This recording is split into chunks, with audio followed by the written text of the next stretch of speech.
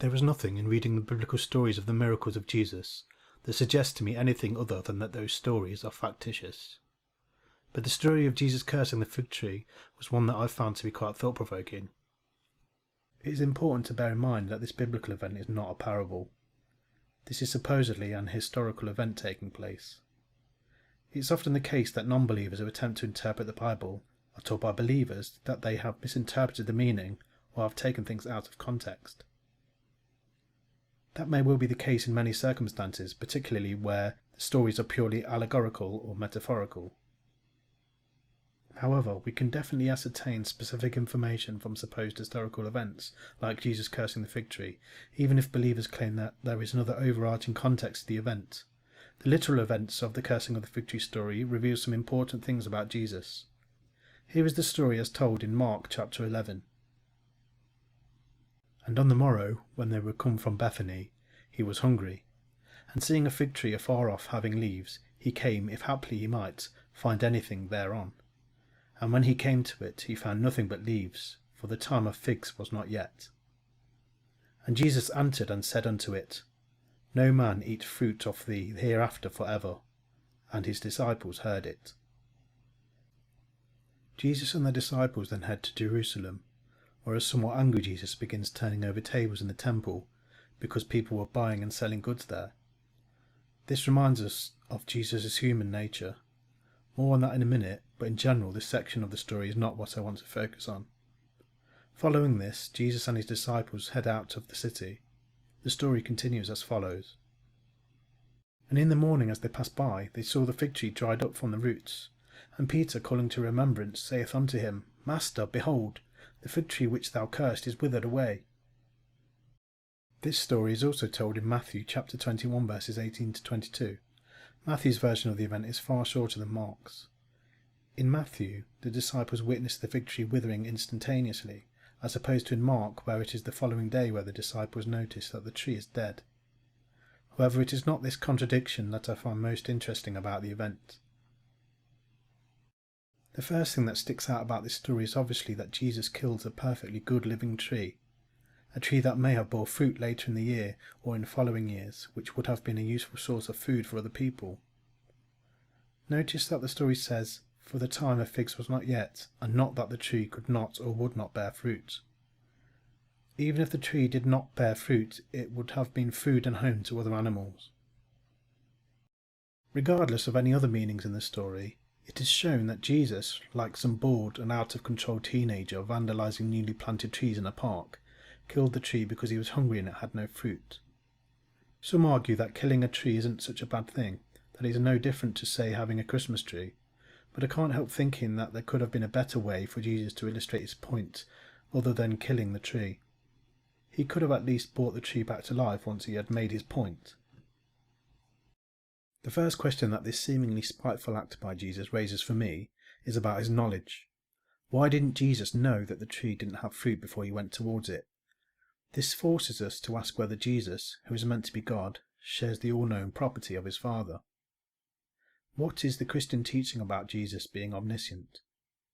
Let's hear what a familiar fellow primate has to say about it.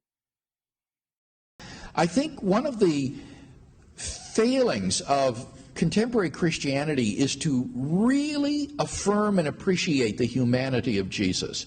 I think very many of us have the idea that Jesus is basically kind of like Superman dressed up as Clark Kent. But he's not really a human being. He really hasn't taken on our full humanity.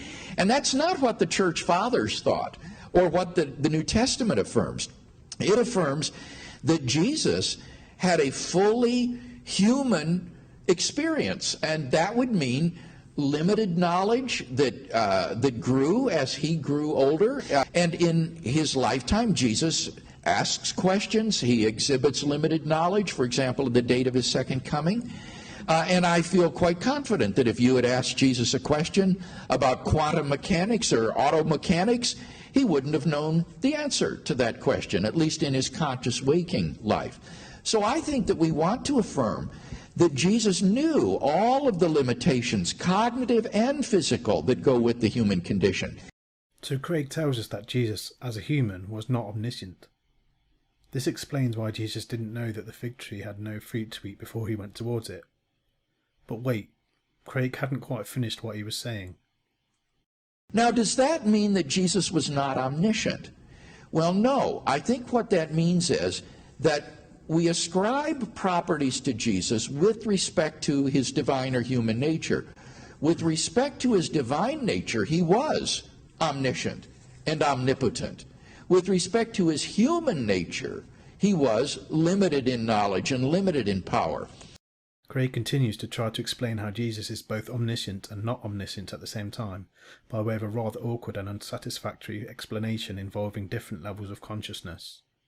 It sounds like Craig is saying that Jesus is all-knowing, but as a human he doesn't have access to all knowledge. This apparent suspension of logic is perhaps not really relevant to the point I want to make. Craig tells us that Jesus, as human, was not omniscient, and the way Jesus behaves in the fig tree story confirms this. It's the end of the story that I find most interesting. When the disciples notice the fig tree is dead, the story is completed with Jesus explaining what it is he wanted the disciples to learn. And Jesus answering saith unto them, Have faith in God. For verily I say unto you, that whosoever shall say unto this mountain, Be thou removed, and be thou cast into the sea, and shall not doubt in his heart, but shall believe that those things which he saith shall come to pass, he shall have whatsoever he saith. In other words, it wasn't some special magic power or divine power that was used to kill the fig tree. Rather, it was faith that Jesus used for the miracle, faith that all humans can have. And we must then assume it was also faith that the human Jesus used for the other miracles he performed, including the healing of people. This raises some important questions for me. Firstly, the conclusion of the story as told by Jesus himself is that faith has power, power enough to cause fig trees to die, power enough to heal sick people. So if a strong faith is the basis for miracles, why do we not see miracles like the one Jesus performed occurring all the time today? Why is it that the faith of Christians today is so weak that there aren't miracles occurring all the time? Secondly, there are certain Christians who claim absolute certainty about God. If this is the case, why don't we see those certain believers curing disease and showing the power of faith to us all? Whether they feel their role is to show Christianity is the truth, or if their aim is just to close mouths, what better way to show doubters they are wrong to doubt, by walking into a hospital and curing all the patients using faith alone, just as Jesus tells us is possible in the cursing of the fig tree story. If you had that power, wouldn't you use it? Doesn't this issue leave a big hole in their claims of certainty? It would seem that either the teaching by Jesus in the fig tree story is false, or those who claim certainty are lying about their claims. Or perhaps it is both of those things. Thirdly, why on earth did Jesus have to kill a tree to illustrate faith to his followers? Does God want us to care for his creation or not? Wouldn't it have been better to make the fig tree grow fruit instantly instead of killing it? I'm sure that Christians would still have no trouble squaring any other hidden context within the story if Jesus had done this instead. And lastly, there was a clear contradiction between Jesus' own teaching about the power of faith in this story and in Matthew chapter 10 verse 1, where Jesus grants the power of healing to the 12 disciples. If faith is all that is needed, then why did Jesus need to grant them extra special powers? And how did he do that if he is, as a human, limited in power? I understand the claim that the fig tree was a significant symbol at the time, and that some feel the message in the story is about the importance of being truly spiritual rather than just giving an outward appearance of being religious. But this suggestion in no way changes the supposed historical event that the disciples witnessed, and the reason that Jesus himself gives for killing the tree. I think it is impossible to escape the fact that Jesus tells us that faith can be used to perform miracles, yet similar miraculous acts are non-existent today. Thank you for watching. Please leave a comment below.